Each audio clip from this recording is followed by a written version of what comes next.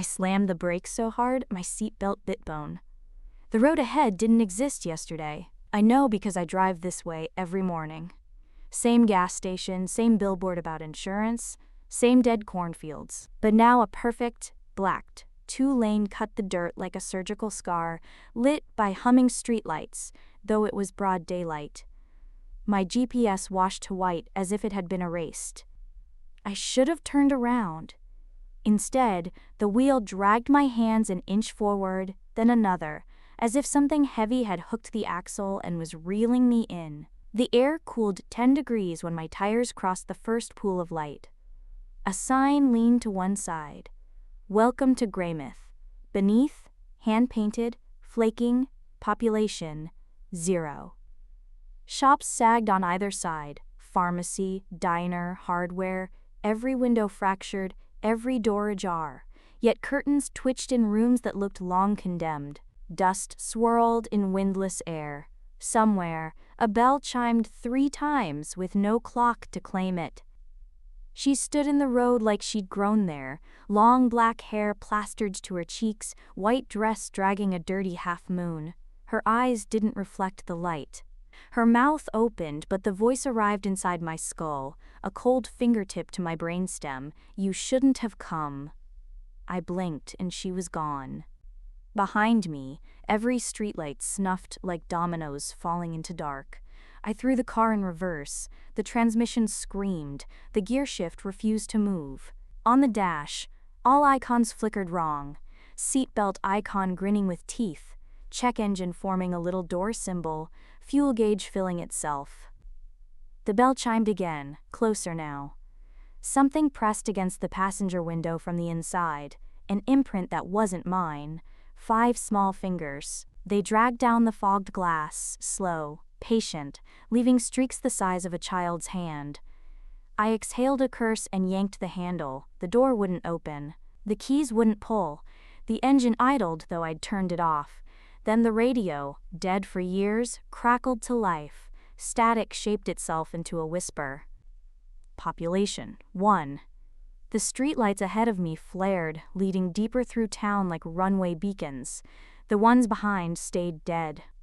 When I finally forced the wheel to turn, the road had moved. It no longer led back to the highway. It led past the water tower where something heavy climbed on the inside, and a church whose steeple was filled with breathing. I drove forward because Greymouth had already decided that I would. The diner door sighed as I stepped in, though the sign read closed, and the clock hands were missing. A tang of old coffee and something sweeter, like fruit fermenting, soaked the air. Red booths, checkered floor, shattered pie display. A menu lay open to today's special, the leaving in chalk that looked wet. Sit, a voice said. The waitress was already at the counter, uniform crisp, name tag blank. She poured coffee that steamed blacker than it should, and the cup trembled without touching my hand. I hadn't seen her move. I don't have cash, I said, because it was easier than saying, what is this place? You pay by staying, she said, or by bringing someone who will. My laugh sounded too loud. There's nobody here. Then why are the curtains moving? She didn't smile. No one admits they live here, but they do. The bell above the door chimed once, though the door didn't open. The sound came from behind me, inside the diner, inside my head. I turned anyway. A man sat 3 booths back where there had been no one, coat damp, eyes the color of washed-out glass. He didn't look at me, he watched the napkin dispenser like it was a television. How do I leave? I asked. You don't, the man said. You just succeed at pretending. The waitress placed a slice of pie before me, dark filling like bruised plums, crust folded into the shape of a map. Roads cut through it in thin sugar lines. One road glowed faintly. You take that one, she said, before sunset. She leaned close, breath frost cool. Sunset is when doors learn their mouths. I stood so fast the stool skidded. The man in the booth spoke again, softer. Don't run, it notices when you run. What notices? He blinked. The napkin dispenser showed my reflection. Except my mouth, mouthed words I wasn't saying. Welcome to Greymouth. Population. The reflection shaped, pausing, counting, then the number flipped, like a counter on a carnival sign. 2. I bolted anyway. Outside, the street had buckled like an old spine. The bell tolled twice. The water tower groaned, its ladder rattling. From the church steeple, something laughed very quietly in a choir of one. Clouds clotted the sky from nowhere, the light going gray enough to earn the town its name.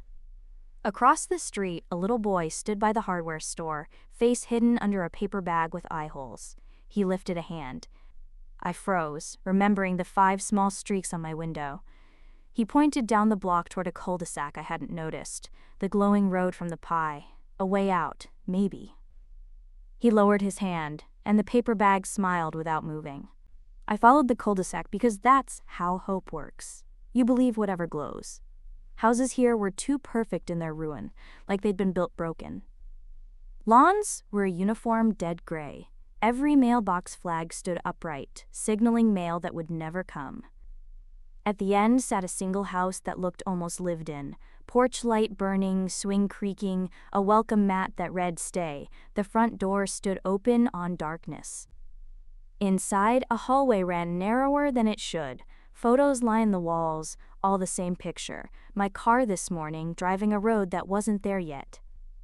Don't go in, I told myself. My foot went in.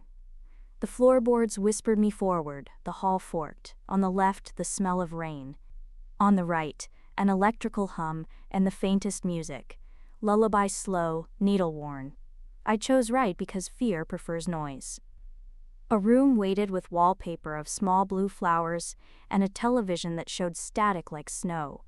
On the screen, my living room flickered, empty, the blue couch, the plant I kept forgetting to water, the photo of my sister and me at the lake.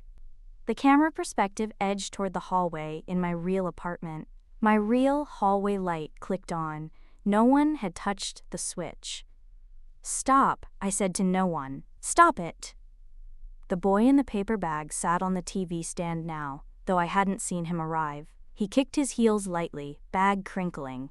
On the bag, someone had drawn a mouth in thick marker, smiling wider than cheeks allow. He pointed at the other door in this room, a thin one with no knob, almost part of the wall.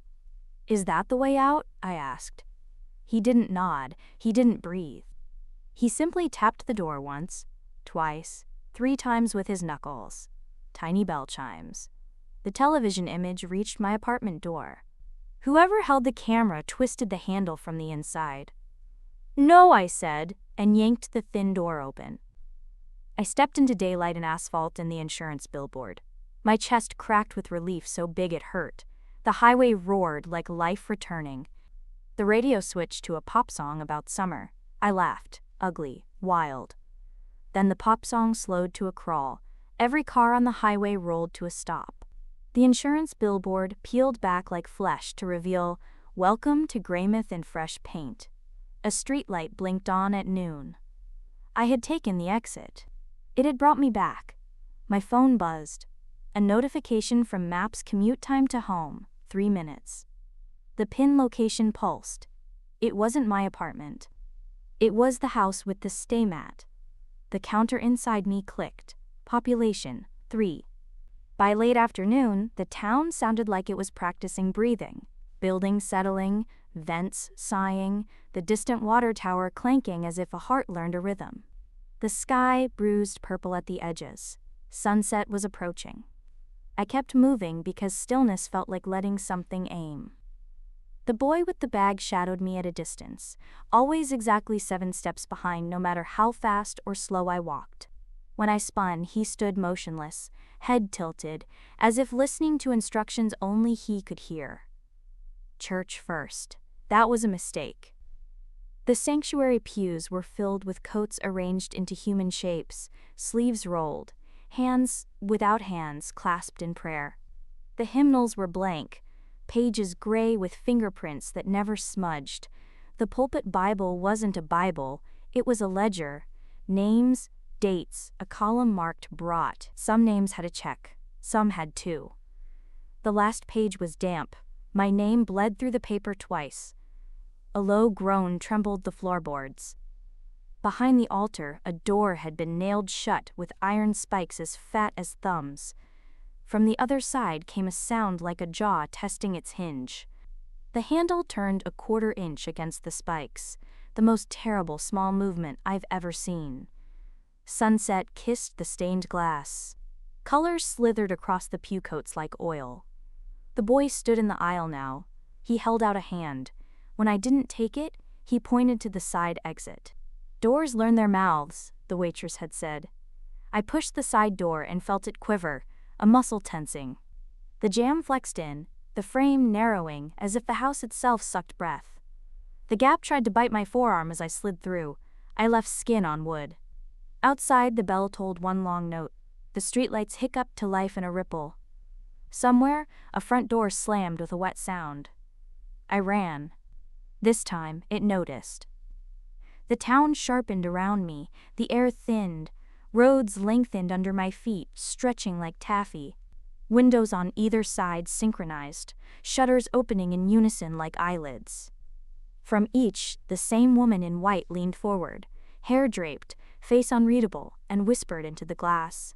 The whispers braided overhead into a weather front. "Bring someone, bring someone, bring someone." I tripped at the corner where the diner met the pharmacy. The boy reached me first. He set the paper bag in my hands like a gift. Inside, darkness smelled like old soap and pennies. Beneath the bag, a photograph. The waitress, younger, laughing at a birthday cake whose candles formed the number 9. "I brought you," she'd written on the back in a child's careful letters. A second photo, same cake, same laugh, but someone had drawn the bag over her head. Sun slid to the horizon. Every door's shadow stretched across the street, meeting in the center like teeth. The church ledger crackled in my pocket, though I hadn't put it there. I understood the economy then. You don't leave Greymouth alone. You're either the one who gets brought or the one who brings. Night arrived like a trap snapping shut. Streetlights hummed at a frequency that made my molars ache. The town's breathing synchronized with mine until I couldn't tell who led. The radio in my pocket, my dead phone now acting like one, clicked to a channel of whispers. Words drifted up like silt. Pay by staying. Pay by bringing. Population adjusts. I walked to the diner because the coffee smell anchored me to a human world, however counterfeit. The waitress stood where she had been, eyes reflecting nothing. She set a cup down. It steamed cold. "I won't bring anyone," I said. "That leaves staying." "Or a third way." She blinked slow. "There isn't one." "There's an honest way," I said, "because this place works on lies. Roads that lie where they go. Doors that lie what they are. Windows pretending to be eyes. But counters don't lie. Ledgers don't lie. If I write the truth, where the town keeps its numbers, if I break the arithmetic, maybe it can't hold me." "You'd have to pay," she said softly. "Truth costs more than people think." I placed the ledger on the counter. The last line was my name with 2 checks, brought and bringing, a debt assigned before I owed it. The pen was already there, cap off, as if waiting for me since the town was poured. "What did you pay?" I asked her. She didn't answer. Her name tag was still blank because Greymouth eats names first. I wrote anyway. I wrote my real name, a thing I hadn't said aloud in hours for fear of hearing it echoed wrong. I wrote my sister's name. I wrote the lake where we learned to swim, and the exact blue of the towel we shared that summer. I wrote the truth I never say, that I have been leaving people long before this town asked me to. I wrote I will not trade another person for my exit.